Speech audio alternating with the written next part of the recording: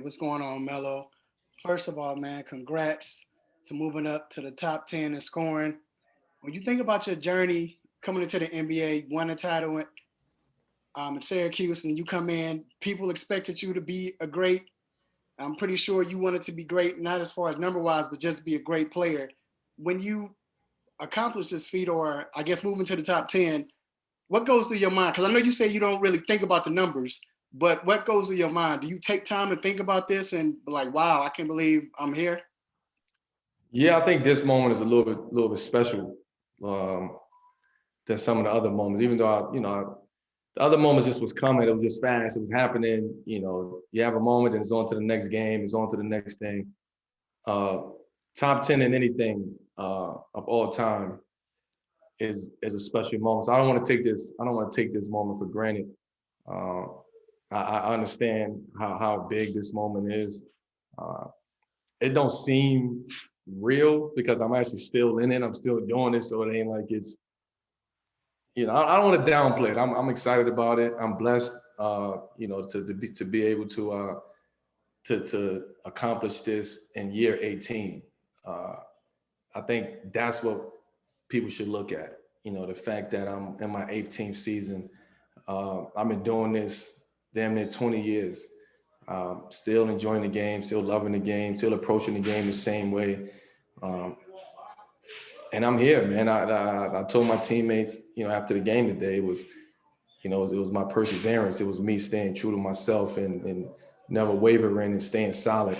Uh, that's why I'm able to be in this position today. The Saltis, Sport DNA.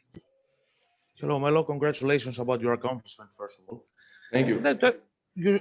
You speak about 2018, so I would like to ask you, what were your thoughts during that tough period for you? How you try to handle all those difficult things about you, and what is the biggest message, the biggest lesson that you would like to give to your kid, to the young ages about your attitude on the court? Never waver. Stay solid. Always stay on your square, man. And it's going to be good moments. It's going to be bad moments. It's going to be highs and lows. Unfortunately, I was able to experience the high of the highest and, level in basketball and just the lowest of it as well. So I know what both of those feelings feel like. I've experienced that. So I'm able to talk about it from both sides of this. So I take it for what it is, man, and I'll always stay prayed up and always give my thanks every single day because again, I don't want to take away from the fact that this is my 18th season and I'm able to do this. Casey Haldall, Trailblazers.com. Congrats, Carmelo. How would you say that you've been playing during the streak that you guys are on right now? Obviously losing this one tonight, but winning those first 4 games on the trip. How do you feel like you're playing late in the season right now, Melo? I'm just playing ball. Casey. I'm just playing ball, man. I'm doing whatever I have to do. I need to do. Whatever the situation is going out there, just hooping, playing basketball. Again, trying to keep that joy in it. Some days it's harder than others. I can't lie. But for the most part, I try to find joy in what I do and how I approach the game still. Melo, could you explain what makes a day hard sometimes, I guess? What makes a day hard? Well, for you, I guess, because I think people look at you and they're like, you're Carmelo Anthony. Like, I'm human, though, right? I'm human. I have ups and downs. I have good days. I have bad days, just like everybody else. Just because I'm out there, working and smiling and happy, and I'm just like everybody else. I'm sure you have good days and bad days, and everybody on this Zoom have good days and bad days. Some days are better than others. So again, I'm human. I have those days. I just try not to let those days or those moments weigh on me too heavy. Absolutely. Thank you, Melo. Aaron Fentress with the Oregonian.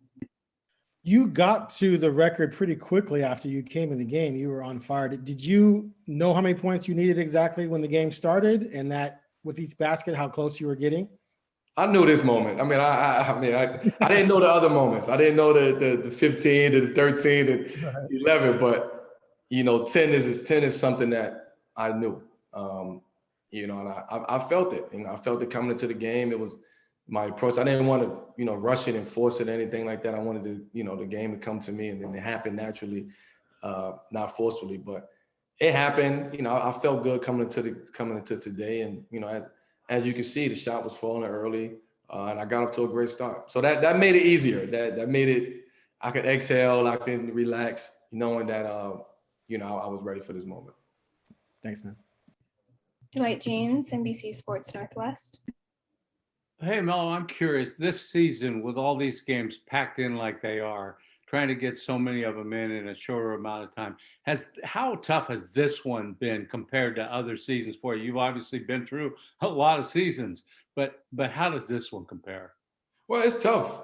I mean, we know the circumstances. It's things that's out of our control. Trying to put in 72 games in a short period of time and playing every other night and three back-to-backs a week is, sometimes those are moments that you really have to buckle down. You really have to lock in and focus on, your recovery, your sleeping. Are you getting the right, nutrition? Are you drinking the right amount, the right amount of water? Are you just doing what you have to do to stay at a top level and be able to compete on a night-to-night basis? Because the games is not going to stop coming, right? We've been playing every other day for the past couple months. And it's something that you really have to lock in and focus on. It's not the actual games that you got to prepare for. You're preparing for those moments, practice days, off days. It's a constant grind. I don't think people understand that. And last question, coming back to Raphael Haynes. And Melo, you talked about the smile on your face, and you just seem like you're just in a good place right now for the last 2 years. What would your message be to the young scorers in the NBA that's trying to reach where you are as far as being a top 10 or just being a great player? What would your message be to those players? 10,000 hours. No, I would just say, man, if that's what you do, then perfect what you do, right? It's easier said than done, but you have to put the time in, you have to put the effort in, you have to put the sweat in and the blood in order to be in this moment. And, I know a lot of people, younger guys, probably look at this moment like, oh, it happened now and everything is happening now. But I've been doing this almost 20 years, right? I've been putting in the same work for almost 20 years, the same approach to the game, the same mentality, so right now I'm reaping those benefits of the fruit of my labor right now. And again, it's been happening. This has been going on for a long, long time, damn near 20 years. So I would just tell them, man, perfect what you do best. Don't ever let nobody tell you what you can't do. If you can do something, if you're great at it, then perfect that and be great at that. Don't try to please nobody.